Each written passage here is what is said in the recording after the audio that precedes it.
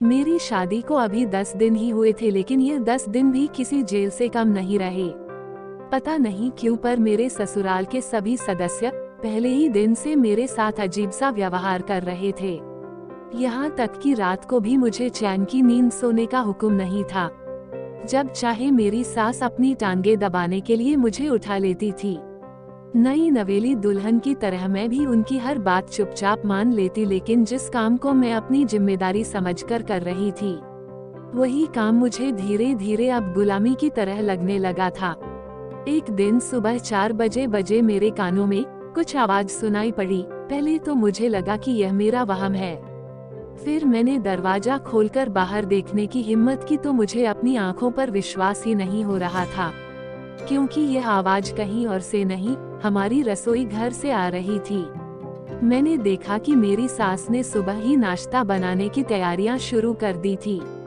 मुझे यह देखकर बहुत खुशी हुई कि इतने दिनों बाद आज मुझे आराम करने का मौका मिलेगा।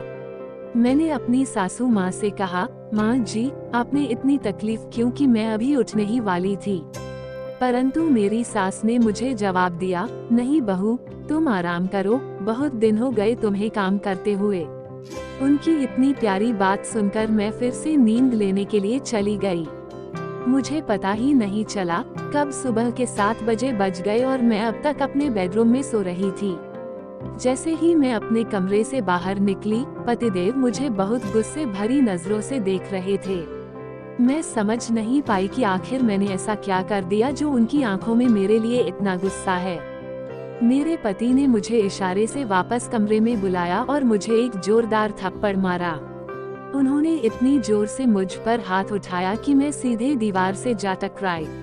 एक क्षण के लिए तो मेरा सिर चकरा गया, पर मैंने खुद को संभालते हुए जैसे ही अपने चेहरे पर हाथ लगाया तो मेरा चेहरा बुरी तरह से खून से लथपथ था। किंतु मेरे पति यही नहीं रुके, उन्होंने बैट निकालकर मुझे पीटना शुरू कर दिया।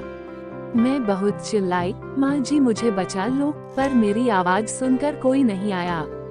मुझे मारते हुए मेरे पतिदेव बोले कि तुम 8 बजे तक सोती रही और मेरी माँ ने सभी मेहमानों के लिए खाना बनाया, तुम्हें क्या हम रानी बनाने के लिए लेकर आए हैं। उनकी यह बातें सुनकर मैं सचमुच हैरान थी कि माँ जी ने मुझे खुद ही काम करने से मना किया था।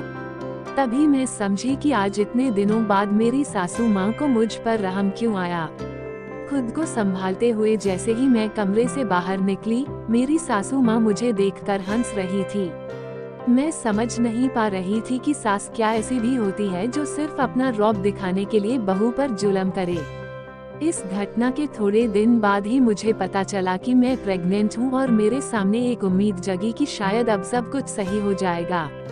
परंतु आज मेरी बच्ची 4 साल की हो गई है, लेकिन कोई ऐसा दिन नहीं गया जिस दिन सास ने पति से मेरी पिटाई न करवाई हो। पुराने घाव भर जाते हैं और नए हर दिन ताज़ा मिलते रहते हैं। हालांकि मुझ में जीने की कोई इच्छा बाकी नहीं है, फिर भी अपनी बेटी के लिए जिंदा हूँ।